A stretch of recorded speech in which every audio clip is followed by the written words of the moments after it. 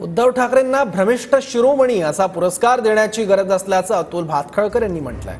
अतुल भातखळकर यांची उद्धव ठाकरे यांच्यावर आता टीका बघायला मिळते। उद्धव ठाकरेंना प्रत्येक ठिकाणी फडणवीस आणि शहा दिसतात। उद्धव ठाकरे सोनिया गांधींच्या चरणाशी लीन झाले आहेत असंही भातखळकर यांनी म्हटलं।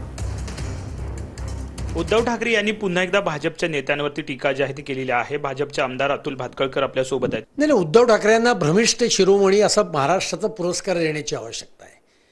आणि ज्याप्रमाणे मोगलांच्या घोड्यांना सुद्धा पाण्यामध्ये संताजी धनाजी दिसायचे, तसे जनाब उद्धव ठाकरेंना आता प्रत्येक ठिकाणी राष्ट्रवादी विचारसरणीचे अमित शहा आणि देवेंद्र फडणवीस दिसत आहेत।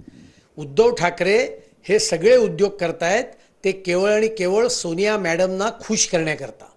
आपला हिरवा चेहरा अधिक हिरवा कसा होईल आणि आपल्याला मतांची बेगमी अधिक कशी करता येईल, आणि त्यामुळे अल्पसंख्याकांच्या दाढ्या कुरवळण्याकरता उद्धव ठाकरे अशा प्रकारची भाषा वापरतायत।